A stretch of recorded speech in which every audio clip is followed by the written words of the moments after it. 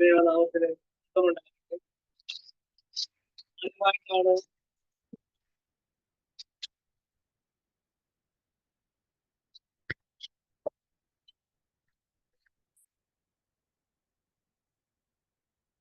ദൈവനാമത്തിന് മഹത്വമുണ്ടാകട്ടെ. ആദ്യമായിട്ടാണ് ഇങ്ങനെ ബൈബിൾ ക്ലാസ് പഠിപ്പിക്കുക എന്നുള്ള നിലയിൽ ഞാൻ ആയിരിക്കുന്നത്. ഇതിനു മുമ്പ് പുസ്തകങ്ങളൊക്കെ ഒരുപാട് ചെയ്തിട്ടുണ്ടെങ്കിലും ഈ നിലയിൽ തുടക്കക്കാരനാണ് ഞാൻ. എനിക്കറിയാം ഇവിടെ ഇരിക്കുന്ന ഓരോരുത്തരും ബൈബിളിൽ വളരെ ഗ്രാഹ്യമുള്ളവരാണ്, എന്നെക്കാൾ ജ്ഞാനമുള്ളവരാണ്. ആ നിലയിൽ വളരെ ഭയത്തോടു കൂടി തന്നെയാണ് ഞാൻ നിങ്ങളുടെ മുൻപാകെ ആയിരിക്കുന്നത്. ഇങ്ങനെ ഒരു ബൈബിൾ ക്ലാസ് എടുക്കണമെന്ന് ആദ്യം പ്രിയപ്പെട്ടവർ അറിയിച്ചപ്പോൾ എന്ത് വിഷയം എടുക്കണമെന്നൊക്കെ ഞാൻ ചിന്തിച്ചു. ആ നിലയിൽ 7 സഭകളെ കുറിച്ച് പഠിക്കുവാനായിട്ടാണ് ഞാൻ ആദ്യം ചിന്തിച്ചത്. എന്നാലും മുൻപോട്ട് പോയപ്പോൾ അത് എനിക്ക് എടുത്താൽ പൊന്താത്ത ഒരു ഭാരമുള്ള ഒരു വിഷയമായിട്ടാണ് ഞാൻ കണ്ടത്. ആ നിലയിൽ കഴിഞ്ഞ നാളുകൾ അത് തൽക്കാലം മാറ്റി വെക്കുകയും അപ്പൊ ഞാൻ ചിന്തിച്ചു, എന്നാ പിന്നെ വളരെ എളുപ്പമുള്ള എന്തെങ്കിലും ചിന്തിക്കണമല്ലോ. ആ നിലയിൽ ചെറിയൊരു പുസ്തകം പഠിക്കാമെന്ന് വിചാരിച്ചു. ആ നിലയിലാണ് ഞാൻ യൂത തിരഞ്ഞെടുത്തത്. പക്ഷേ ഞാൻ ആ യൂത എടുത്തപ്പോൾ അത് അതിനേക്കാൾ ഡെപ്ത് ഉള്ള ഒരു ആഴമുള്ള വിഷയമായിട്ടാണ് എനിക്ക് കാണുവാനായിട്ട് ഇടയായി തീർന്നത്. അപ്പൊ ഞാൻ ചിന്തിച്ചൊരു കാര്യം, ഇത് മാറ്റിവെച്ച് എന്നാ പിന്നെ ഒരു 3-4 അധ്യായമുള്ള ഒരു വിഷയം പഠിപ്പിച്ചാലോ എന്നാണ്. അതാകുമ്പോൾ ഓരോ അധ്യായം ഓരോ ദിവസം പഠിച്ചങ്ങ് മുൻപോട്ട് പോകാമെന്ന് വിചാരിച്ചു. എങ്കിലും ഈ നിലയിൽ ഞങ്ങൾ മുമ്പാകെ ആയിരിക്കാണ് യൂത പഠിക്കുവാനായിട്ട് തിരഞ്ഞെടുത്തപ്പോൾ കേവലം 25 വാക്യമുള്ള ഒരു ചെറിയ പുസ്തകമായതുകൊണ്ട് തന്നെ വളരെ ആഴത്തിൽ അത് പഠിക്കേണ്ടതായിട്ടുണ്ട്. ആ നിലയിൽ ഈ യൂതയുടെ പുസ്തകത്തിന്റെ ലേഖനത്തിന്റെ മുൻപാകെ കുറച്ച് ദിവസങ്ങളിലായിരിക്കുവാന് ദൈവം എന്നെ നിയോഗിച്ചു. എനിക്ക് ഇങ്ങനെ ഒരു അവസരം തന്ന സഭയ്ക്ക് ഉള്ള നന്ദി ആദ്യമേ അറിയിക്കുകയാണ്. പല സഭകളിലും ഇങ്ങനെ ഒരു അവസരം സാധാരണ യുവാക്കൾക്ക് നൽകാറില്ല. ഞാൻ എന്റെ വീട്ടിലൊക്കെ പറഞ്ഞപ്പോൾ എന്നോട് പറഞ്ഞത്, നീയാണോ ക്ലാസ് എടുക്കുന്നത്, കുറച്ചുകൂടെ പ്രായവും പക്വതയുള്ള ആൾക്കാരല്ലേ ക്ലാസ് എടുക്കേണ്ടതാണെന്ന് പറഞ്ഞത്. ആ നിലയിൽ എല്ലാവരുടെയും ചിന്താഗതി അങ്ങനെയാണ്. എന്നാൽ ഇവിടെയുള്ള സഭ അതിനുള്ളൊരു അടിസ്ഥാനം, അതായത് ബൈബിൾ പഠിക്കുന്നതിനുള്ള ഒരു അടിസ്ഥാനം അത് വളർന്നു വരണം എന്ന കാഴ്ചപ്പാടോട് കൂടി ആ നിലയിൽ ഒരു അവസരം തരുന്നതോർത്ത്, പ്രോത്സാഹനം തരുന്നതോർത്ത് ദൈവത്തെ സ്തുതിക്കുകയാണ്. എല്ലാം നന്ദി അറിയിക്കുകയാണ്. നമുക്ക് പഠനത്തിലോട്ട് കിടക്കാം. എന്റെ ആമുഖം പറഞ്ഞുകൊണ്ട് മുൻപോട്ട് പോകാനായിട്ടാണ് ആഗ്രഹിക്കുന്നത്. ഞാൻ പഠിപ്പിക്കാൻ ഉദ്ദേശിക്കുന്ന ലേഖനം യൂദയുടെ ലേഖനമാണ്. കേവലം ഒരധ്യായം കൊണ്ട് തന്നെ തീരും. മാത്രമല്ല അത് 25 വാക്യങ്ങളുള്ള ഒരു അധ്യായമാണ്, ചെറിയ ഒരു ലേഖനമാണ്. AD 67-80 കാലഘട്ടത്തിലാണ് ഇത് നമുക്ക് എഴുതിയതെന്ന് നോക്കുവാനായിട്ട് സാധിക്കുന്നു. അതിന്റെ കണക്ക് ഏകദേശം കറക്റ്റ് ആകണമെന്നില്ല. ഒരു കണക്ക് വെച്ച് നോക്കുമ്പോൾ ഏകദേശം നമുക്കറിയാം 67-80 കാലഘട്ടത്തിലാണ് ഈ ലേഖനം എഴുതിയത്. ഈ ലേഖനം എഴുതിയത് ആർക്കാണെന്ന് ചോദിച്ചാൽ നമുക്കിത് കാണുവാനായിട്ട് സാധിക്കുന്നത്, അവിടെ അന്നത്തെ കാലത്ത് തെറ്റായ വിശ്വാസങ്ങളും ദുരുപദേശങ്ങളും അതുപോലെ തന്നെ വിശ്വാസത്യാഗങ്ങളൊക്കെ വർദ്ധിച്ചു വന്നപ്പോൾ നമുക്കറിയാം, ഇതിന് മുമ്പുള്ള ലേഖനങ്ങളെ നാം നോക്കുമ്പോൾ, അതായത് പത്രോസിന്റെ 2-ാം ലേഖനം, 1 യോഹന്നാന്, 2 യോഹന്നാന്, 3 യോഹന്നാനൊക്കെ നോക്കുമ്പോൾ നമുക്കവിടെ കാണുവാനായിട്ട് സാധിക്കുന്നത് അവിടെയും അത് ദുരുപദേശത്തിനെതിരെ അല്ലെങ്കിൽ വിശ്വാസത്യാഗങ്ങൾക്കെതിരെ എഴുതുന്ന ലേഖനമാണ്. അതൊക്കെ ഇന്ന് കാണുവാനായിട്ട് സാധിക്കും. അതിനെതിരെ അന്ന് ആ അപ്പോസ്തലന്മാര് പൗലോസും യോഹന്നാനും അതുപോലെ തന്നെ പത്രോസൊക്കെ വളരെ ശക്തമായ ഒരു താക്കീത്, അതായത് ഒരു പ്രബോധനം അവിടെ കൊടുക്കുന്നതായിട്ട് നമുക്ക് കാണുവാനായിട്ട് സാധിക്കും. അതിനോട് ചേർന്ന് തന്നെയാണ് യൂദയും ആ നിലയിൽ താൻ ആയിരുന്ന ആ കാലഘട്ടത്ത് ഈ ദുരുപദേശങ്ങൾ സഭയ്ക്ക് അകത്തേക്ക് വരാൻ തുടങ്ങിയപ്പോൾ അതിനെതിരെ പ്രബോധനം എഴുതിയതായിട്ടാണ് നമുക്ക് കാണുവാനായിട്ട് സാധിക്കുന്നത്. ഈ ലേഖനം നാം പഠിക്കുവാനായിട്ട് തുടങ്ങുമ്പോൾ ഇതിന്റെ ഒരു എന്താ പറയാ തീം, അല്ലെങ്കിൽ അതിന്റെ പ്രധാനപ്പെട്ട ചിന്ത എന്നുള്ളത് എന്താണെന്ന് മനസ്സിലാക്കി മുൻപോട്ട് പോകാന് യഥാർത്ഥത്തിൽ ഞാനിത് പഠിച്ചപ്പോഴേക്കും മനസ്സിലാക്കുവാനായിട്ട് സാധിച്ചത്, പോരാട്ടം എന്നൊരു ലേബൽ, അല്ലെങ്കിൽ പോരാട്ടം മുന്നിൽ വെച്ചുകൊണ്ടാണ്, അല്ലെങ്കിൽ പോരാടണം എന്ന വാക്ക് മുന്നിൽ വെച്ചുകൊണ്ടാണ് യൂദ ഈ ലേഖനം എഴുതുവാനായിട്ട് ഇടയായിട്ട് തീർന്നത്. ആ ഒരു ആംഗിളിൽ നിന്നുകൊണ്ട് തന്നെ വേണം നമുക്ക് മുൻപോട്ട് സംസാരിക്കാനാണത്. നമുക്കൊരു കുറിവാക്യം 3-4 അധ്യായ വാക്യങ്ങളാണ്, 3-4 വാക്യങ്ങൾ. ആരെങ്കിലും 3-4 വാക്യങ്ങൾ വായിച്ചാൽ നന്നായിരിക്കും. അത് നമുക്ക് വായിക്കുമ്പോൾ അത് കുറച്ചുകൂടി ക്ലിയർ ആയിട്ട് മനസ്സിലാക്കുവാനായിട്ട് സാധിക്കും നമുക്കത്.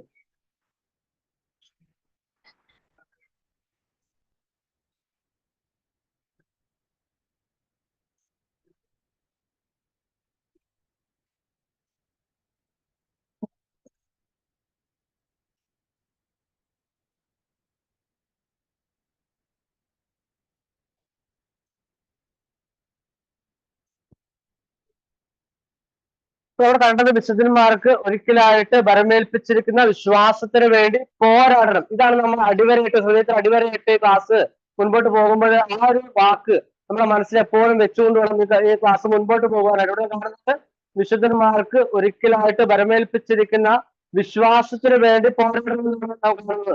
അതാണ് അടിവര ഇട്ടുകൊണ്ട് തന്നെ, അടിവര ഇട്ടുകൊണ്ട് നമുക്ക് ക്ലാസ് മുൻപോട്ട് പോകാം. നമുക്കറിയാം ഒരിക്കലും വിട്ട് ബലമേൽപ്പിച്ചൊരു വിശ്വാസം എന്ന് പറഞ്ഞാൽ അത് ഇടയ്ക്ക് മാറിപ്പോകുന്ന ഒരു വിശ്വാസമല്ല. അതിടയ്ക്ക് ഇതിനൊരു ചേഞ്ച് വരുന്നതായിട്ട് കാണുന്നില്ല. അത് എന്നേക്കും ഒരിക്കലായിട്ട് നൽകപ്പെട്ട ഒരു വിശ്വാസമാണ്. എന്നാൽ നമുക്ക് മുൻപോട്ടുള്ള യാത്രയിൽ മുൻപോട്ടുള്ള വാക്യങ്ങളൊക്കെ വായിക്കുമ്പോൾ വിശ്വാസത്തിന് ഒരിക്കലായിട്ട് ലഭിച്ചിരിക്കുന്ന രക്ഷയ്ക്ക് ഒരു വ്യത്യാസം വരുവാനായിട്ട് അത് കാണുവാനായിട്ട് സാധിക്കുന്നുണ്ട്. അതെങ്ങനെയാ വെച്ചാൽ നമുക്ക് കാണാം ദുരുപദേശം, അഭക്തരായ മനുഷ്യര് അവരൊക്കെ സഭയ്ക്ക് അകത്തേക്ക് വന്നപ്പോൾ ആ രക്ഷയ്ക്ക് ഒരു വ്യത്യാസം വരുവാനായിട്ട് ഇടയായിട്ട് തീർന്നു. നമ്മൾ പരോക്ഷമായിട്ട് നോക്കുമ്പോൾ ക്രൈസ്തവ സഭക്കാർ ഈ വിശ്വാസി ത്യാഗികളായ അല്ലെങ്കിൽ അഭക്തരായ മനുഷ്യർ അല്ലെങ്കിൽ ഉപദേശം പറയുന്ന ആൾക്കാര് കർത്താവിനെ ഡയറക്റ്റ് ആയിട്ട് തള്ളി പറയുന്നില്ല, അല്ലെങ്കിൽ സുവിശേഷത്തിന് ഡയറക്റ്റ് ആയിട്ട് തള്ളി പറയുന്നതായിട്ട് നമുക്ക് കാണുന്നില്ല. എന്നാല് അവര് ചില കാര്യങ്ങള് സുവിശേഷത്തിൽ നിന്ന് മാറ്റിവെക്കുകയും ചില കാര്യങ്ങൾ സുവിശേഷത്തോട് കൂട്ടിവെക്കുകയും ചെയ്തുകൊണ്ട് പുതിയ ഒരു നവീന ചിന്താഗതിയിലേക്ക് പോകുന്നതായിട്ട് നമുക്ക് കാണുവാനായിട്ട് സാധിക്കുന്നു. അങ്ങനെ പോകുമ്പോഴാണ് അവിടെ എന്ത് സംഭവിക്കുന്നത്? ആ സഭയ്ക്കകത്ത് ദുരുപദേശങ്ങൾ വളർന്നു വരുവാനായിട്ട് ഇടയായിട്ട് തീരുന്നത്. നമുക്കറിയാം, യൂദ ശരിക്ക് ആഗ്രഹിച്ചത് എന്താന്ന് വെച്ചാല് രക്ഷയെക്കുറിച്ച് ഒരു സുവിശേഷം എഴുതണമെന്നാണ് യഥാർത്ഥത്തിൽ യൂദ ആഗ്രഹിച്ചത്. എന്നാല് യൂദ നോക്കുമ്പോൾ ഈ ദുരുപദേശമൊക്കെ വർദ്ധിച്ചു വരുമ്പോൾ അതിനെതിരെ അടങ്ങിയിരിക്കുവാനായിട്ട് യൂദയ്ക്ക് കഴിഞ്ഞില്ല. യൂദ മാനവജാതിയെ രക്ഷയ്ക്ക് കാണിക്കുന്നതിന് വേണ്ടി രക്ഷയുടെ വലിപ്പം ഉയർത്തിപ്പിടിക്കുന്നതിന് വേണ്ടിയുള്ള ഒരു സുവിശേഷം എഴുതണമെന്ന് ആഗ്രഹിച്ചപ്പോൾ ആ ദൈവത്തിന്റെ ആത്മാവ് യൂദയെ ഈ ഇത്തരത്തിലുള്ള ഒരു ലേഖനം അല്ലെങ്കിൽ ഈ പോരാട്ടം എന്നുള്ള ഇത് വെച്ചുകൊണ്ട് ഈ ദുരുപദേശങ്ങൾക്ക് എതിരെ പോരാടണം എന്നുള്ള ഒരു ചിന്തയോട് കൂടിയാണ് ഈ നിലയിൽ ദൈവത്തിന്റെ ആത്മാവ് ഈ നിലയിൽ ഒരു ലേഖനം എന്തുവാനായിട്ട് തന്നെ പ്രേരിപ്പിച്ചത്. ആ 4-ാം വാക്യം നമുക്ക് വായിക്കാം.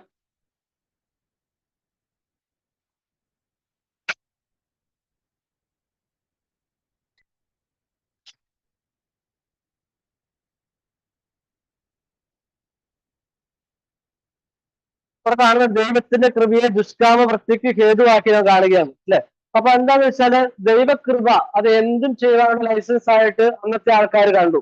ആ നിലയില് അവര് ദൈവങ്ങൾ വരുന്നു, മറ്റൊരു സുവിശേഷം വരുന്നു, ദൈവത്തെക്കാൾ ഉപരിയായിട്ട് പ്രസ്ഥാനങ്ങൾ കെട്ടിപ്പൊക്കുന്നു. ആ നിലയില് അവിടെ എന്താ സംഭവിക്കുന്നത് വെച്ചാല് ആ ഏകനാഥനെ അവിടെ നിഷേധിക്കുകയാണ്, ക്രിസ്തുവിനെ നിഷേധിക്കുകയാണ്. അവർ യഥാർത്ഥത്തില് പ്രത്യക്ഷമായിട്ടല്ല ആ കർത്താവിനെ നിഷേധിക്കുക. അവർ പറയുന്ന സുവിശേഷമാണ്, ആ വചനമാണ് പറയുന്നത്, കർത്താവിനെയാണ് പ്രസംഗിക്കുന്നത്. എന്നാലും പരോക്ഷമായിട്ട് നമ്മൾ നോക്കിക്കഴിയുമ്പോൾ അവര് ദൈവത്തിനേക്കാൾ പ്രധാനമായിട്ട് ആ ദൈവങ്ങൾക്ക് അല്ലെങ്കിൽ അവരുടെ പ്രസ്ഥാനങ്ങൾക്ക് പ്രമുഖ സ്ഥാനം നൽകുമ്പോൾ അവിടെ നിഷേധിക്കപ്പെടുന്നത് ഏകനാഥനായ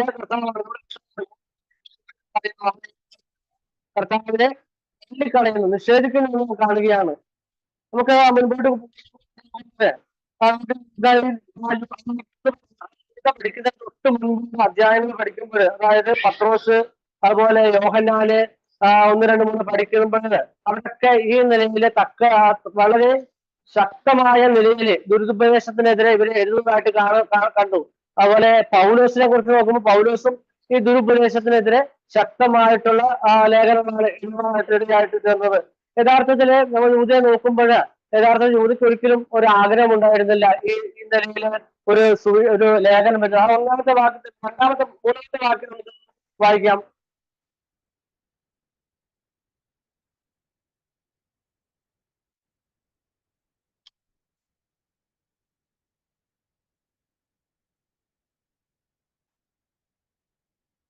അവിടെ കാണുന്നത് പ്രിയരെ നമുക്ക് പൊതുവിലുള്ള രക്ഷ. അപ്പൊ ആ രക്ഷയെ കുറിച്ച് സംസാരിക്കണമെന്ന് യൂദ ഒരുപാട് ആഗ്രഹിച്ചു. എന്നാല് നമുക്കറിയാം, ഈ ദുരുപദേശമൊക്കെ കടന്നു വന്നപ്പോൾ ഈ പൗലോസിനെ പോലെ, യോഹന്നാനെ പോലെ, ഈ പത്രോസിനെ പോലെ യൂദയ്ക്ക് അടങ്ങിയിരിക്കുവാനായിട്ട് സാധിച്ചില്ല.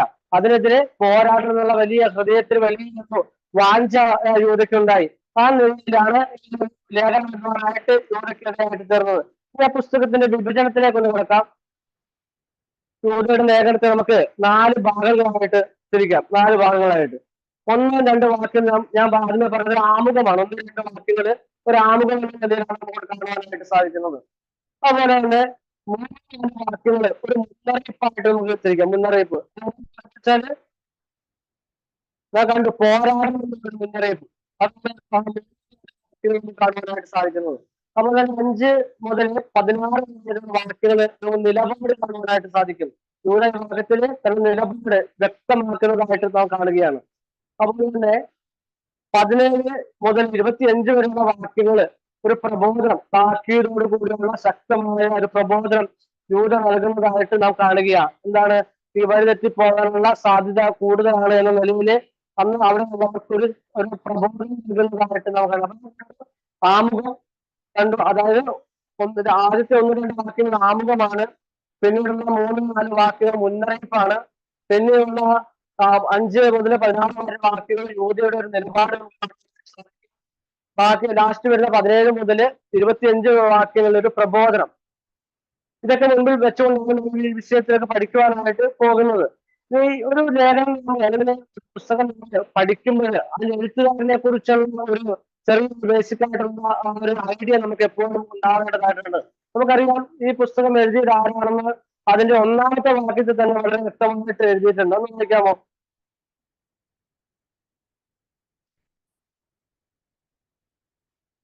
അവിടെ വളരെ വ്യക്തമായിട്ട് നമുക്ക് ആരാ എഴുതിയതെന്ന് കാണുവാനായിട്ട് സാധിക്കുന്നു. യേശുക്രിസ്തുവിന്റെ ദാസനും യാക്കോബിന്റെ സഹോദരനുമായ യൂദ എഴുതുന്നത്. നമുക്കറിയാം, ഞാൻ പലരോട് സംസാരിച്ചപ്പോഴേ പല ക്രൈസ്തവ ക്രൈസ്തവ വിശ്വാസികളും പറയുന്നത്, അതായത് കത്തോലിക്കരും മറ്റുള്ളവരും പറയുന്നത് യൂദ യേശുവിനെ ഒറ്റിക്കൊടുത്തതിന് ശേഷം മാനസാന്തരം ഉണ്ടായി, ആ നിലയിലാണ് യൂദ എഴുതിയത്. ഞാൻ പലരോട് സംസാരിച്ചപ്പോൾ അതങ്ങനെയാണ് അറിഞ്ഞിരിക്കുന്നത്. അപ്പം നമുക്കെല്ലാവർക്കും അറിയാം, എന്നിരുന്നാലും പലരുടെയും ചിന്താഗതി ആ നിലയിലാണ്. അപ്പൊ നമുക്ക് ആ എഴുത്തുകാരനെ കുറിച്ച് വളരെ വിശദമായിട്ട് ഇവിടെ പഠിക്കാനായിട്ടുണ്ട്. അപ്പൊ ഇവിടെ കാണുന്നത് യേശുക്രിസ്തുവിന്റെ ദാസനും യാക്കോബിന്റെ സഹോദരനുമായ യൂദ. ഈ യൂദയുടെ ഒരു പ്രത്യേകത കൂടി നമുക്ക് ആ വാക്യത്തോട് കാണുവാനായിട്ട് സാധിക്കും.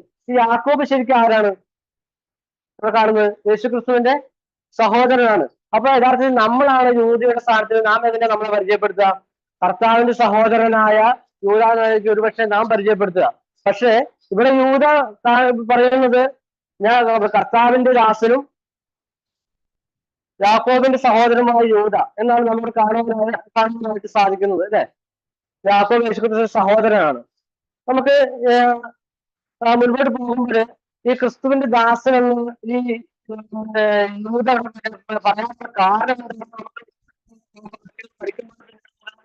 പഠിക്കാം. നമുക്ക് ആ യാക്കോബിന്റെ ലേഖനവും നാം വായിക്കുമ്പോൾ അവിടെ നമുക്ക് കാണുവാനായിട്ട് കാണുന്നത് ദൈവത്തിന്റെയും കർത്താവായ യേശു ക്രിസ്തുവിന്റെയും ദാസനായ യാക്കോബ് എഴുതുന്നതാണ്. അങ്ങനെയാണ് യാക്കോബ് തന്നെ പരിചയപ്പെടുത്തുന്നത്. അവിടെ യാക്കോബ് ഒരിക്കലും കർത്താവിന്റെ സഹോദരനായ യാക്കോബ് എന്ന് പറയുന്നില്ല.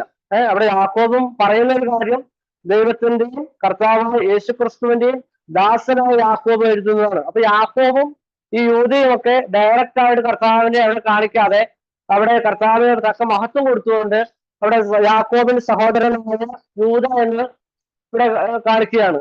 അപ്പൊ ഈ എഴുത്തുകാരെ കുറിച്ചൊക്കെ പുതിയ നിയമത്തിലെ എഴുത്തുകാരെ കുറിച്ചും ഒന്ന് പരിചയപ്പെടുത്താനായിട്ട് ആഗ്രഹിക്കുക. എത്ര പുസ്തകങ്ങളുണ്ട് പുതിയ നിയമത്തിൽ? നമുക്ക് 27 പുസ്തകങ്ങളുണ്ട്. അപ്പൊ എത്ര എഴുത്തുകാരുണ്ട്? മൊത്തം 8 എഴുത്തുകാരാണ് മൊത്തം നമുക്കുള്ളത്. 8 എഴുത്തുകാരാണ് പുതിയ നിയമത്തിലുള്ളത്. അതില് 8 എഴുത്തുകാരിൽ 4 പേര് അപ്പോസ്തലന്മാരാണ്.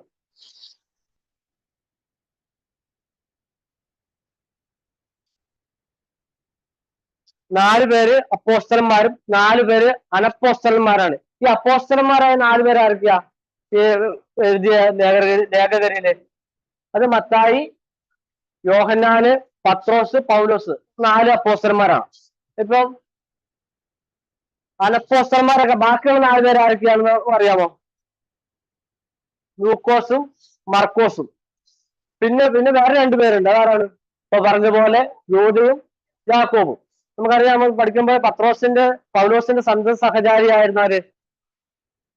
ലൂക്കോസ്. അതുപോലെ തന്നെ പത്രോസിന്റെ മകനായ മർക്കോസ് എന്ന് പറഞ്ഞു. അപ്പൊ ആർക്ക് എഴുത്തുകാരൻ നമുക്ക് മനസ്സിലായി. 27 പുസ്തകങ്ങളായിട്ട് 8 എഴുത്തുകാരുണ്ട്. ആർക്കത് ക്ലിയർ ആയില്ലേ? ഈ ഈ ഈ എഴുതിയ അതായത് അവസാനം എഴുതിയ യാക്കോബും യൂദയുമാണ് കർത്താവിന്റെ സഹോദരന്മാര്.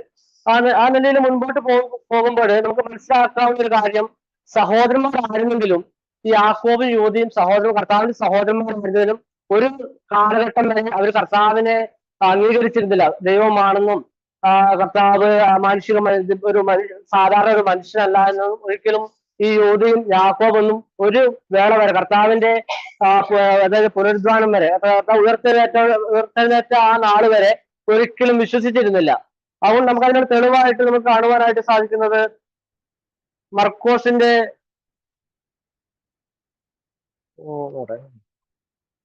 യോഹന്നാന്റെ സുവിശേഷം 7-ാം അധ്യായം 5-ാമത്തെ വാക്യത്തിലാണ്. യോഹന്നാന്റെ സുവിശേഷം 7-ാം വാക്യം 5-ാം അധ്യായം, അല്ല 7-ാം അധ്യായം 5-ാം വാക്യം. അപ്പൊ നമുക്ക് ഈ വാക്യത്തിൽ കൂടി ഒരു തെളിവാണ് നമുക്ക് കാണുവാനായിട്ട് സാധിക്കുന്നത്. യേശുവിന്റെ സഹോദരന്മാരും ആരെ വിശ്വസിച്ചില്ല? കർത്താവിനെ വിശ്വസിച്ചില്ല. അക്കൂട്ടത്തിൽ ആരുണ്ടായിരുന്നു? യാക്കോബ് ഉണ്ടായിരുന്നു, യൂദ ഉണ്ടായിരുന്നു. ഈ സഹോദരന്മാർ ആരൊക്കെയാ നമ്മൾ ചിന്തിച്ചിട്ടുണ്ടോ? യേശുവിന്റെ സഹോദരന്മാർ ആരൊക്കെയാ? അതെ, എത്ര സഹോദരന്മാരുണ്ട്? സഹോദരന്മാരെന്നാണ് അവിടെ കൊടുത്തേക്കുന്നത്. അതായത് മർക്കോസിന്റെ സുവിശേഷം 6:3 വാക്യം വായിച്ച്, ആറാമത്തെ അധ്യായം 3-ാം വാക്യം.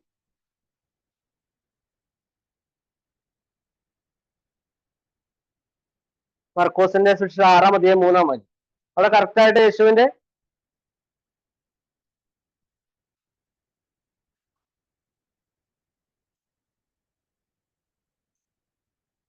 ഇപ്പൊ സഹോദരന്മാരെന്ന് പറയുമ്പോൾ ഒന്നിൽ കൂടുതൽ ആൾക്കാർ എന്തായാലും ഉണ്ടാവും. അപ്പൊ നമുക്ക് 6 പേര് മൊത്തം ഉണ്ടെന്ന് അനുമാനിക്കാം. ക്രൈസ്തവ വിശ്വാസികൾ അല്ലെങ്കിൽ കത്തോലിക്കൊക്കെ പറയുന്നത് മറിയ നിത്യ കന്യകയാണ്, യേശുവിന് വേറെ സഹോദരന്മാരില്ല എന്നൊക്കെയാണ്. അപ്പൊ ആ നിലയിൽ നമ്മൾ വചനം വളരെ വ്യക്തമായിട്ട് നമ്മൾ പറയുന്നത് യേശുവിന് 4 സഹോദരന്മാരും ഒന്നിൽ കൂടുതൽ 6 പേര് സഹോദരന്മാരായിട്ട് ഉണ്ടെന്ന് നമുക്ക് കാണുവാനായിട്ട് സാധിക്കുന്നു. പിന്നെ എപ്പോഴാണ് ഈ യാക്കോബും ഈ യൂദയും കർത്താവിനെ അംഗീകരിക്കാനായിട്ട് കഴിഞ്ഞത്? നമുക്കറിയാം 1-15 കാണുന്നുണ്ട്. അവിടെ വായിക്കണ്ട, അവിടെ നമുക്കറിയാം, അവിടെ കാണുമ്പോൾ അവിടെ കർത്താവിന്റെ ഉയർത്തെഴുന്നേറ്റ ശേഷം യാക്കോബിന് അവിടെ പ്രത്യക്ഷപ്പെടുന്നതായിട്ട് നമുക്ക് കാണുന്നുണ്ട്. അതിനുശേഷം നമുക്ക് കാണുന്നുണ്ട് അപ്പോസ്തലന്മാർക്ക് പ്രത്യക്ഷനായി, പിന്നെ കൂടെ അവിടെ ഉണ്ടായിരുന്ന എല്ലാവർക്കും പ്രത്യക്ഷനായി എന്നുള്ളത്. അങ്ങനെ ആ പ്രത്യക്ഷപ്പെട്ടപ്പോൾ നമ്മൾ യാക്കോബ് എന്താ മനസ്സിലാക്കിയത്? ഇത് ഞാൻ വിചാരിച്ച എന്റെ സഹോദരനല്ല, ഇത് ഇത് അമാനുഷികമായ ഒരു ശക്തിയുള്ള ദൈവപുത്രനാണ് എന്നുള്ള ഒരു തിരിച്ചറിവ് അപ്പോഴാണ് യാക്കോബിനുണ്ടായത്. ആ സമയത്ത് തന്നെ ആയിരിക്കാം ഒരുപക്ഷെ യൂദയ്ക്കും എല്ലാവർക്കും പ്രത്യക്ഷപ്പെട്ടുള്ളൂ. ആ സമയത്ത് ഒരുപക്ഷെ യൂദയ്ക്കും പ്രത്യക്ഷപ്പെട്ടിട്ടുണ്ട്. അപ്പോഴേക്കും വരുമാനമുള്ള ഒരു സാഹചര്യം. അതിനുള്ള തെളിവെന്ന് പറഞ്ഞാല് കർത്താവിനെ വിശ്വസിച്ചുള്ള തെളിവ് സാധിക്കുന്നത്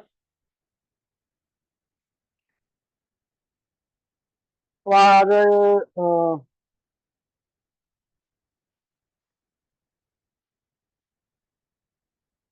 9:5 അതാ വിളിച്ചേ.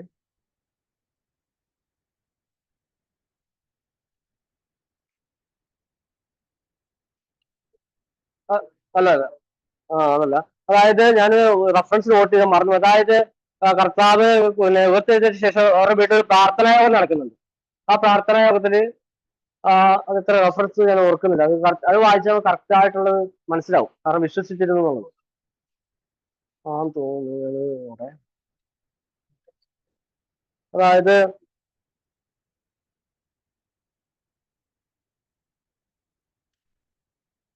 ഞാൻ പിന്നീട് പറഞ്ഞുതരാം. അത് എനിക്ക് കറക്റ്റ് നോട്ട് ചെയ്ത് വെച്ചത് കാണുന്നില്ല. അതായത് കർത്താവിന്റെ ഉയർത്തെഴുന്നേൽപ്പിന് ശേഷം അവിടെ ഒരു പ്രാർത്ഥനായോഗം നടന്നു. അവിടെ മറിയം ഉണ്ടായിരുന്നു, യേശുവിന്റെ സഹോദരന്മാരുണ്ടായിരുന്നു എന്ന് നമുക്ക് കാണുവാനായിട്ട് സാധിക്കുന്നുണ്ട്. അപ്പൊ നമുക്ക് അവിടെ ഒരു അനുമാനത്തിലെത്താന്നുള്ളത്, അപ്പൊ യേശുവിന്റെ ക്രൂശീകരണത്തിന് ഉയർത്തെഴുന്നേൽപ്പിന് ശേഷമാണ് ഈ യാക്കോബും ഈ യൂദയൊക്കെ കർത്താവിനെ അംഗീകരിക്കുന്നതും മാനസാന്തരത്തിലേക്ക് വരുന്നതും. നമുക്കറിയാം അവിടെ തന്നെ എഴുതിയേക്കുന്ന അവർ പരിശുദ്ധാത്മാവിനെ പ്രാപിക്കുന്നതിന് വേണ്ടി കാത്തിരുന്നു എന്നൊക്കെ കാണുവാനായിട്ട് സാധിക്കുന്നുണ്ട്. അപ്പൊ ആ നിലയിൽ നമുക്ക് അവിടെ കാണുവാനായിട്ട് സാധിക്കുന്നത് യേശുവിന്റെ ഉയർത്തെഴുന്നേൽപ്പിന് ശേഷമാണ് ഈ യൂദയും ഈ യാക്കോബൊക്കെ കർത്താവിനെ അംഗീകരിച്ചത്, ആ മാനസാന്തരത്തിലേക്ക് വന്നതെന്ന് നമുക്ക് കാണുവാനായിട്ട് സാധിക്കുന്നു. വായിക്കാവൂ.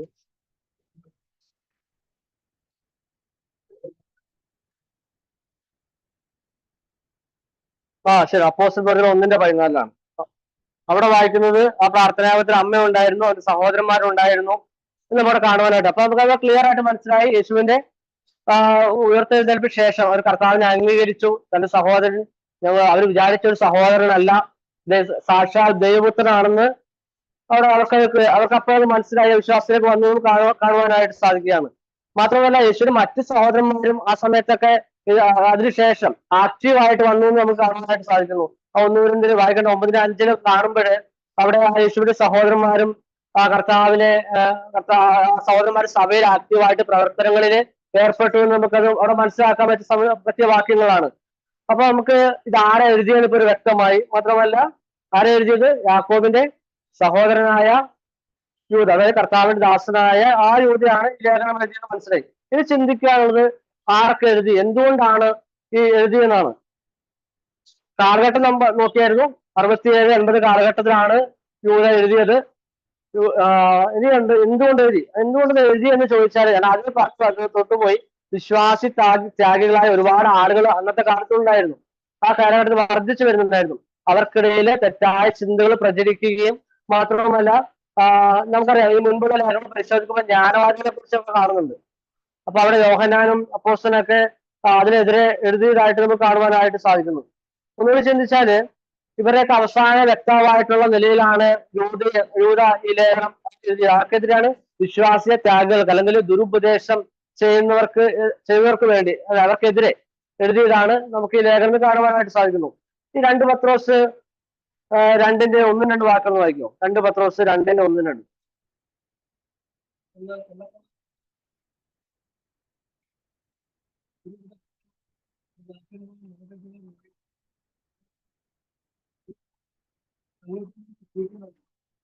പത്രോസ് അവിടെ ഒരു കാര്യം പ്രവചിക്കുകയാണ്, അല്ലെങ്കിൽ തന്റെ പേടി അവിടെ പറയുകയാണ്. ഈ വരുവാനുള്ള കാലത്ത് അല്ലെങ്കിൽ ഭാവി കാലത്ത് ഇവിടെ ചിലതൊക്കെ സംഭവിക്കാൻ പോകുമെന്ന് പത്രോസ് തന്റെ ആകുലത ഇവിടെ പറയുന്നതായിട്ട് കാണുകയാണ്. എന്താ പത്രോസ് പറയുന്നത്? ഉണ്ടായിരുന്നു ഒരു പഴയ കാര്യം പറഞ്ഞതിന് ശേഷം പിന്നെ അടുത്ത വാക്യത്തിൽ പറയുക, നമ്മുടെ കാര്യം പിന്നെ പറയുകയാണ്.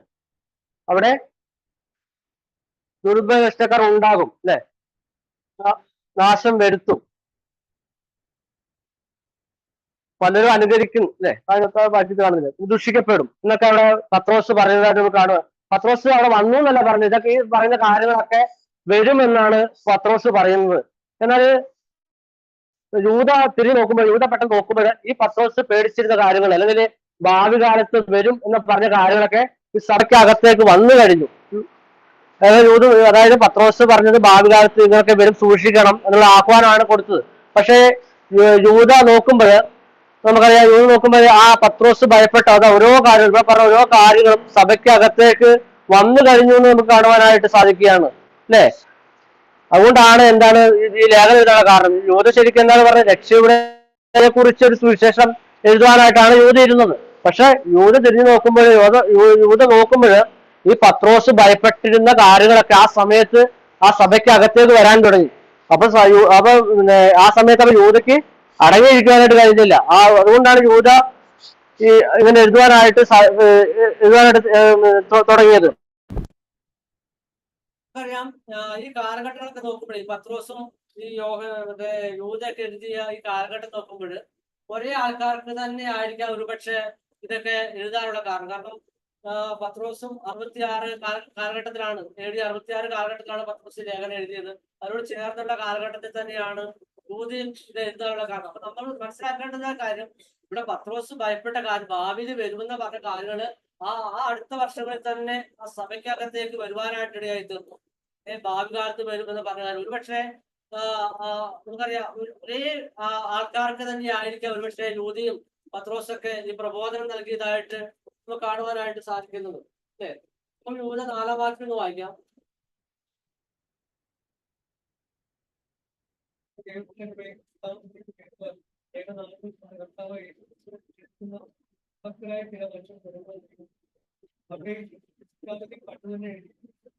പത്രോസ് വരുമെന്ന പറഞ്ഞ കാര്യം യൂദ നോക്കുമ്പോ അവിടെ അഭക്തരായ മനുഷ്യര് വന്നിരിക്കുന്നു. ഇവിടെ വ്യക്തമായിട്ട് എഴുതിയേക്കാണ്, അഭക്തരായ മനുഷ്യൻ വന്നിരിക്കുന്നു. അതെങ്ങനെ വന്നിരിക്കുന്നത്? പാമ്പിനെ പോലെ, അല്ലെ? ഇത് കയറി വന്നിരിക്കുകയാണ്. അപ്പൊ വളരെ ശ്രദ്ധയോടുകൂടി ഇരുന്നിട്ടും എന്താണ് ഇവിടെ സംഭവിച്ചത്? പൗലോസ് വളരെ ശ്രദ്ധയോട് കൂടി ഇരിക്കാൻ ആഹ്വാനം ചെയ്തു പത്രോസ്. എന്നിട്ട് ഇവിടെ പെട്ടെന്ന് കാണുകയാണ് അവിടെ ഭയപ്പെട്ട കാര്യം, ഭക്തരായ മനുഷ്യര് സഭയ്ക്കകത്തേക്ക് വന്നിരിക്കുന്നു അല്ലെ. അത് യൂത അവിടെ തിരിച്ചറിഞ്ഞിരിക്കുകയാണ്. അങ്ങനെ പറഞ്ഞതുകൊണ്ടാണ് യൂത പറഞ്ഞത് നിങ്ങള് പോരാടണം. ഈ ലേഖനത്തിന്റെ വിഷയം ഞാൻ പറഞ്ഞു പോരാട്ടം എന്നാണ്. ആ ഒരു വിഷയം, ആ ഒരു ആംഗിളിൽ നിന്നുകൊണ്ടാണ് ഞാനിപ്പോ സംസാരിക്കുന്നത്. അപ്പൊ നിങ്ങള് അത് വന്നിരിക്കും. നമ്മൾ ഭയപ്പെട്ട ആ ആകുലതകള്, നമ്മൾ ഭയപ്പെട്ട ആ ദുഷ്കാമ പ്രവൃത്തിക്കാർ അല്ലെങ്കിൽ ദുരുപദേഷ്ടക്കാരൊക്കെ വരുമെന്ന് പേടിച്ചിരുന്നു.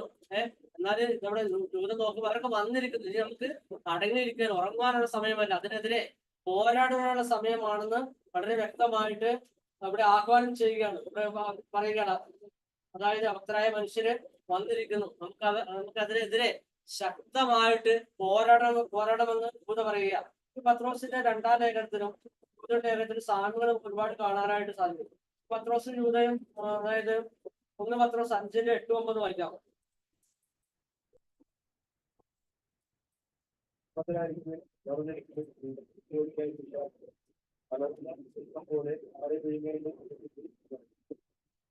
ഇവിടെ പറയുന്നത് ജാഗ്രത ഉള്ളവരായിരിക്കണം. പത്രോസ് പറയുകയാണ് നിങ്ങൾ ഉണർന്നിരിക്കണം, ജാഗ്രത ഉള്ളവരായിരിക്കണം, നിർമ്മതരായിരിക്കണം, ഒരുക്കമുള്ളവരായിരിക്കണം. എന്തുകൊണ്ടാണ്? ഭാവിയിൽ ഇതൊക്കെ വരാൻ ചാൻസ് ഉണ്ട്. അപ്പം വിശ്വാസികളെ പ്രോത്സാഹിപ്പിക്കുന്ന ഒരു പത്രോസിനെ നമുക്കിവിടെ കാണാൻ സാധിക്കും. അത് തന്നെയാണ് യൂതയും ഇവിടെ ചെയ്യുന്നത്. ഇവിടെ അതിനെതിരെ പോരാടുവാനായിട്ട് ഉണർന്നിരിക്കണം, നിങ്ങൾ ഒരുക്കമുള്ളവരായിരിക്കണം എന്നാണ് പറയുന്നത്.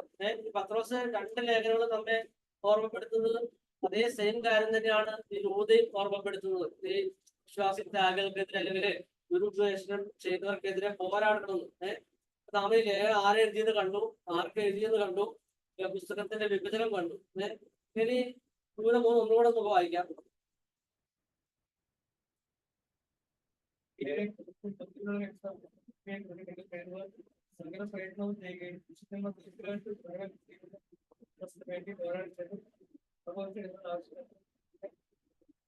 നമുക്ക് പ്രയോഗം ശ്രദ്ധിക്കേണ്ടതാണ്. പ്രബോധിപ്പിച്ചെതിരെന്നാണ് ഇവിടെ പറയുന്നത്. യൂത പറയുകയാണ് പ്രബോധിപ്പിച്ചത്. അങ്ങനെ പറഞ്ഞാല് ഉപദേശിക്കുകയല്ല, എന്തെങ്കിലും പഠിപ്പിച്ചു തരികയല്ല, പിന്നെ എന്താ ചെയ്ത് പ്രബോധിപ്പിച്ചത്. ഈ പ്രബോധനത്തിന് ഗ്രീക്ക് ഞാൻ നോക്കിയപ്പോൾ ഗ്രീക്ക് വാക്കിന്റെ ഇംഗ്ലീഷ് വാക്ക് കമാൻഡ് എന്നാണ്. കമാൻഡ് എന്ന് പറഞ്ഞാല് ആഹ്വാനം ചെയ്യുക.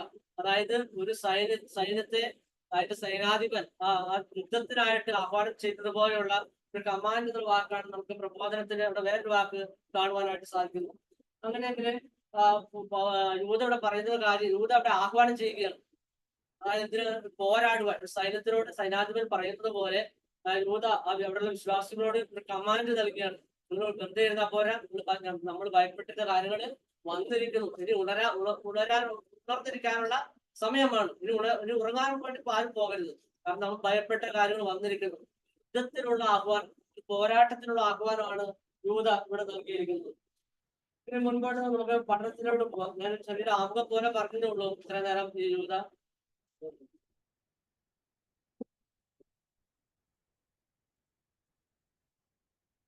എന്നിട്ട് ബാക്കിയോളം ക്ഷമിച്ച് ക്ലാസ് നിർത്താനായിട്ട് ആഗ്രഹിക്കുകയാണ്.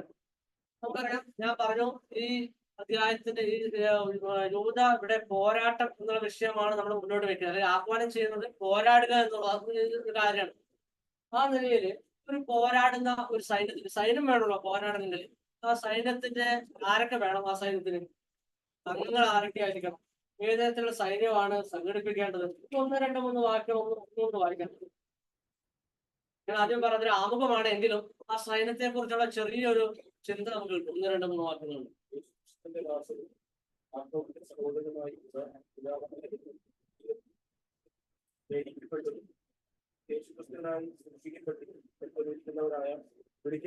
ഒന്നാമത്തെ ആള് വിളിക്കപ്പെട്ടവരാണ്. ആ സൈന്യത്തിലെ ഒന്നാമത്തെ ആൾക്കാർ വിളിക്കപ്പെട്ടവരാണ്. മുൻപോട്ട് വായിക്കുന്നത്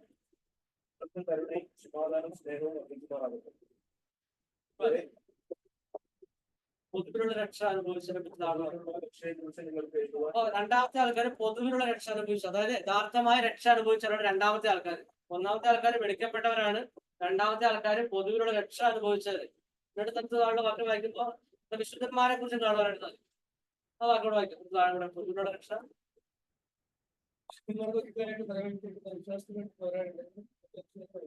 അപ്പൊ സൈന്യത്തിലെ അംഗങ്ങൾ ആരൊക്കെയാ? സൈന്യത്തിന് ക്യാപ്റ്റൻ ആരാ? സൈനാധിപനാരാ? അത് യേശു ക്രിസ്തുവാണ്. അത് മറന്നു പോകരുത്. അതിനുശേഷമാണ് ആ സൈന്യത്തിലെ അംഗങ്ങൾ, വിളിക്കപ്പെട്ടവര്, പൊതുവിലുള്ള രക്ഷ അനുഭവിച്ചവര്, മാത്രമല്ല വിശുദ്ധന്മാര്, ഈ 3 പേരാണ് ആ സൈന്യത്തിലെ അംഗങ്ങൾ. അതായത് ദുരുപദേശത്തിനെതിരെ പോരാടുവാനുള്ള സൈന്യത്തിലുള്ള അംഗങ്ങളെ കുറിച്ചാണ് പറഞ്ഞത്. അപ്പൊ വേറെ കാര്യം നമ്മൾ ഇവിടെ ശ്രദ്ധിക്കേണ്ടതായ കാര്യം, ഇവിടെ രക്ഷയെ കുറിച്ച് പറയുന്നുണ്ട്. ഈ രക്ഷ എങ്ങനെ, ഈ രക്ഷിക്കപ്പെട്ടവര് എങ്ങോട്ടാ പോകേണ്ടത്? കാണുന്നത് വിശുദ്ധിയിലേക്ക് പോകണമെന്ന് നമുക്ക് കാണുന്നു, അല്ലെ? രക്ഷിക്കപ്പെട്ടവര് ആ രക്ഷയിൽ നിന്ന് വിശുദ്ധീകരണത്തിലേക്ക് പോകുന്നത് എങ്ങനെയാണ്? അതാണ് ഒന്നാമത്തെ വാക്യത്തിൽ നമുക്ക് കണ്ടത്. വാക്കുകൾ ഒന്നുകൂടെ വായിക്കുന്നത് പഠിച്ചു പോകാൻ വേണ്ടിയാണ്.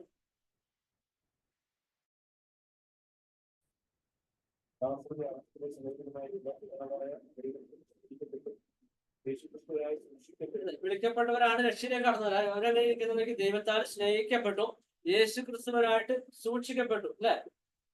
പിന്നെ കാണുന്നു രക്ഷ എന്ന് പറയുന്ന കാര്യത്തിൽ പിതാവും പുത്രനും പരിശുദ്ധന്മാവും എടുത്തൊരു ത്രിത്വത്തെ നമുക്ക് ആ വാക്യം കാണുവാനായിട്ട് സാധിക്കുന്നു. ആ 3 വാക്യങ്ങൾ വായിക്കുമ്പോൾ നമുക്ക് 3 വാക്യങ്ങൾ വായിക്കുമ്പോൾ, വാക്യങ്ങൾ വായിക്കുമ്പോൾ രക്ഷയില്, പൊതുവിലുള്ള രക്ഷയില് ആരൊക്കെയുണ്ട്? പിതാവുണ്ട്, പുത്രനുണ്ട്, പരിശുദ്ധാത്മാവുണ്ട്. നമുക്ക് 3 കാണുവാനായിട്ട് സാധിക്കും. നമുക്കറിയാം യോഹന്നാന്റെ പുസ്തകത്തിലും ലേഖനത്തിലും പത്രോസിന്റെ ലേഖനത്തിലൊക്കെ ഈ ത്രിത്വം കടന്നു വരുന്നതായിട്ട് കാണുന്നുണ്ട്. എന്തുകൊണ്ടായിരിക്കാം ഈ ത്രിത്വം അവർ പറയാനുള്ള കാരണം? നമ്മൾ നേരത്തെ വായിച്ചു, ഏകനാഥനായ കർത്താവിനെ തള്ളി പറഞ്ഞു. ഈ ത്രിത്വത്തിൽ ആരുണ്ട്? കർത്താവുണ്ട്, അല്ലെ? യേശുക്രിസ്തു ഉണ്ട്. അതിൽ ഒരാളെ തള്ളി പറഞ്ഞു കഴിഞ്ഞാല് എന്താ സംഭവിക്കുന്നത്? കർത്താവ് മൊത്തം പോയി, തള്ളിക്കള. അതാണ് ദുരുപദേശം എന്ന് പറയുന്നത്. നമുക്കറിയാം പല സഭകള്, യഹോവ സാക്ഷികൾ, അവർക്ക് എന്താണ്? ഒരാളെ തള്ളിക്കളയുകയാണ്. ഏക ദൈവത്തിൽ വിശ്വസിക്കുന്നത്. അങ്ങനെയുള്ള ദുരുപദേശമാണെന്ന് കാലത്ത് വർദ്ധിച്ചു വന്നു. അന്നാണ് തുടങ്ങിയത്. അപ്പൊ ത്രിത്വം ഇതിന് 3 വേണം. രക്ഷ എന്ന പറയുന്ന പ്രക്രിയയില് 3: പിതാവ് വേണം, പുത്രൻ വേണം, പരിശുദ്ധാത്മാവ് വേണം. അതായത് പിതാവാണ് പദ്ധതി രൂപീകരിക്കുന്നത്. പിതാവിന്റെ മനസ്സിലാണ് രക്ഷ വരുന്നത്. ലോകസ്ഥാപനത്തിന് മുമ്പേ നമ്മെ തെരഞ്ഞെടുത്തു. അപ്പൊ പിതാവ് ഒരു പദ്ധതി ഇടുന്നു, പുത്രൻ ആ പരിപാടി പൂർത്തീകരിക്കുന്നു, പരിശുദ്ധാത്മാവ് കർത്താവിന് വേണ്ടി മരിച്ചുവെന്നും അടക്കപ്പെട്ടു എഴുന്നേറ്റുള്ള ഒരു വെളിപ്പാട് ആര് തരുന്നു? പരിശുദ്ധാത്മാവ് തരുന്നു. ആ നിലയിൽ 3 പേര്, 3 ആ വ്യക്തിത്വങ്ങളും അടങ്ങുന്നതാണ് രക്ഷ എന്നുള്ളത്. അപ്പൊ ആ നിലയിലാണ് നമുക്കിവിടെ കാണുവാനായിട്ട് ആ ത്രിത്വത്തിന് അവിടെ ഒരു പ്രസക്തി നൽകുന്നതായിട്ട് നമുക്ക് കാണുവാനായിട്ട് സാധിക്കുന്നു. നമുക്കറിയാം മുൻപോട്ട് പോകുമ്പോഴേ ഈ 3 വ്യക്തികൾ ചേർന്നിട്ട് പാവാവസ്ഥയിൽ നിന്ന് വിടുവിക്കുന്നതായിട്ട് നമുക്ക് കാണുവാനായിട്ട്, അതിനാണ് ഈ പൊതുവിലുള്ള രക്ഷ നമുക്ക് കിട്ടുന്നതായിട്ട് കാണുന്നത്. 1 Peter 1, 2, 3, 4 വാക്യങ്ങൾ വായിക്കാം. ഇവിടെ അതേ ആശയം തന്നെ നമുക്ക് കാണാനായിട്ട് 1 Petrus 1, 2, 3, 4 വാക്യങ്ങൾ. 2, 3, 4 ഒന്നാമത്തെ കൃപയും സമാധാനം വർദ്ധിക്കുന്നതാണ് നമ്മുടെ കർത്താവായ യേശുക്രിസ്തുവിന്റെ പിതാവായ യേശുക്രിസ്തുവിന്റെ സംവിധാനത്താൽ തന്റെ കരുണാധിക്യ പ്രകാരം നമ്മൾ ജീവനുള്ള പ്രത്യാശയ്ക്കായി അന്ത്യകാലത്തിൽ ആദ്യത്തെ വാക്യമ്പോൾ അവിടെ പത്രോസ് ചൂതായ പോലെ ആ ത്രിത്വത്തിന് അവിടെ പ്രാമുഖ്യം നൽകുന്നതായിട്ട് നമുക്ക് കാണുവാനായിട്ട് സാധിക്കും. അതായത് പിതാവിന്റെ പദ്ധതിയാണ് രക്ഷ എന്നുള്ളത്. അത് പുത്രനോടെ പൂർത്തീകരിക്കുന്നു. പരിശുദ്ധാത്മാവ് എന്താക്കുന്നു? നമുക്ക് ആ ബോധ്യം വരുത്തുന്നു. ആ നിലയിൽ അങ്ങനെ മുൻപോട്ട് പോകുമ്പോൾ ഈ രക്ഷിക്കപ്പെട്ടവർക്ക് ഒരു കാര്യം, രക്ഷിക്കപ്പെട്ട വ്യക്തികൾക്ക് ദൈവം ഒരു അനുഗ്രഹം നൽകുന്നുണ്ട്. അത് ഒന്നാമത്തെ വാക്യം വായിക്കുമ്പോൾ ഒന്നുകൂടി കാണാനായിട്ട് സാധിക്കും. അതായത് രക്ഷ അനുഭവിച്ചവർക്ക് ദൈവം ഒരു അനുഗ്രഹം നൽകുന്നതായിട്ട് കാണുന്നു.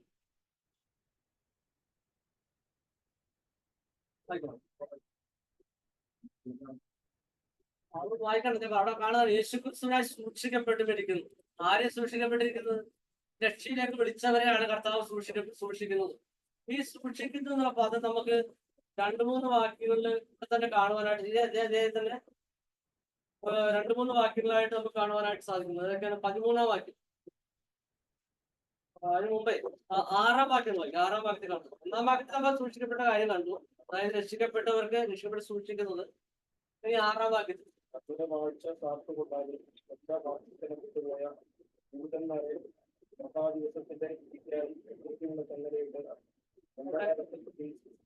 പദം മാത്രം എടുത്ത് സൂക്ഷിച്ചിരിക്കുന്നു. വാക്കുകൾ വ്യത്യാസമുണ്ട്, 2 സന്ദർഭം വേറെയാണെങ്കിലും ആ പദം മാത്രം സൂക്ഷിച്ചിരിക്കുന്നു. പിന്നെ 13-ാം വാക്യത്തില്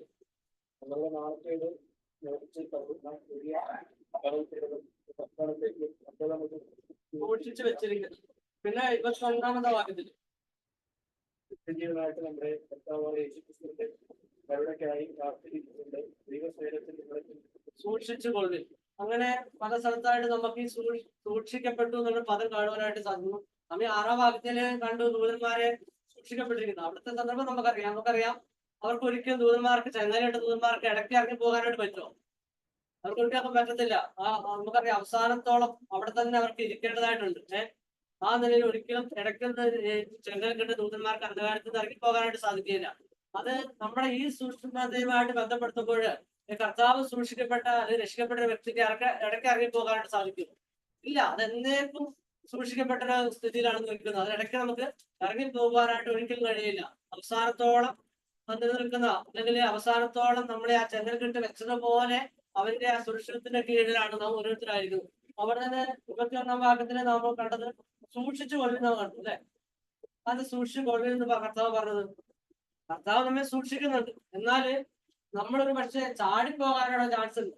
അതിന് ചാടിപ്പോകാനായിട്ട് പറ്റുമോ? നമുക്കറിയാം പോലീസുകാര് കുറ്റവാളികളെ കൊണ്ടുവന്ന് കണ്ടിട്ടുണ്ടാവും. വിലങ്ങിട്ട് കൊണ്ടുപോകും, എന്നിട്ട് അവരെ തെളിവെടുപ്പിന് കൊണ്ടുപോകും, അവരെ മറ്റു കാര്യങ്ങൾക്ക് അതായത് കോടതിയിൽ കൊണ്ടുപോകും, എന്നിട്ടും ചാടിപ്പോകുന്ന കള്ളന്മാരുണ്ട്. അപ്പൊ കർത്താവ് നമ്മെ സൂക്ഷിക്കുന്നുണ്ട്. അപ്പൊ നാം എന്തായിരിക്കണം? നാം കർത്താവിനോട് സഹകരിക്കണം. കർത്താവിനോട് കൂടെ നിൽക്കണം. നാം ചാടിപ്പോകാനുള്ള ചാൻസ് ഇന്നത്തെ ലോകത്തിന് വളരെ കൂടുതലാണ്. എന്നാല് നാം ഈ കർത്താവിനോട് സഹകരിച്ച് നിന്നാല് അത് നമുക്ക് അവസാനത്തോളം നിൽക്കാനായിട്ട് സാധിക്കുന്നു. എങ്ങനെയാ ഇവിടെ കാണുന്നത്? നമ്മളെ അങ്ങനെ സൂക്ഷിച്ച് വീഴാതെ വേണം കളങ്കമില്ലാത്തവരായി ആനന്ദത്തോടെ നിൽക്കാൻ ശക്തിയുള്ളു. അവിടെ ഒരു സൂക്ഷ്മത കാണിക്കുന്നുണ്ട്. ആ വാക്യത്തിന് 24-ാമത്തെ വാക്യം വായിച്ചേ. അത് ഞാൻ വിട്ടുപോയാണ്. അവിടെ വാക്യം കാണുന്നുണ്ട്.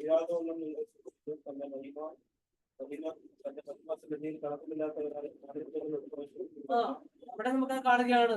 അത് അവര് സൂക്ഷിച്ച് വീഴാതെ വേണം സൂക്ഷിച്ച് വെക്കുന്ന ഒരു കർത്താവിനെ നാം കാണുക. അവരോട് സഹകരിച്ച് നിന്നാല്, അവരോട് ചേർന്ന് നിന്നാല് നമുക്ക് വീട് പോവാൻ ചാൻസ് ഉള്ള ഒരു കാലഘട്ടത്തിലാണ് അവരെ കുറിച്ച് പറയുന്നത്. അവരായിരിക്കുന്നത്. എന്നാല് ആ കർത്താവിനോട് കൂടെ സഹകരിച്ച് നിന്നാൽ അവസാനത്തോളം വീഴാതെ അവൻ നമ്മെ കാത്തുകൊള്ളും. പക്ഷെ ക്ലാസ് ഇവിടെ വെച്ച് അവസാനിപ്പിക്കാനായിട്ട് ആഗ്രഹിക്കുകയാണ്. അടുത്ത ആഴ്ച നമുക്ക് ഇങ്ങനെ സൂക്ഷിച്ച് വെച്ചിരിക്കുന്ന അങ്ങനെ അതായത് ഈ വിളിച്ച് വേർതിരിച്ച് രക്ഷിക്കപ്പെട്ട് കർത്താവ് സൂക്ഷിച്ച് വെച്ചിരിക്കുന്ന അവർക്കുള്ള നന്മകൾ അനുഗ്രഹങ്ങളെ കുറിച്ചാണ് അടുത്ത ആഴ്ച പറയാനായിട്ട് ആഗ്രഹിക്കുന്നത്. ദൈവനാമത്തിലെ മാത്രം അവസാനിപ്പിക്കുകയാണ്. ചോദിച്ച എല്ലാവർക്കുമുള്ള സ്നേഹവും നന്ദി അറിയിക്കുന്നു.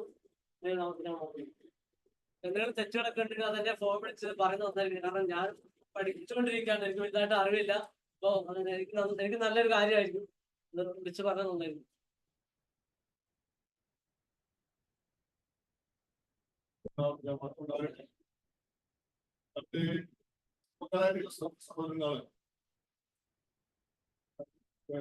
സൺഡേ വർഷിപ്പ് മീറ്റിംഗിൽ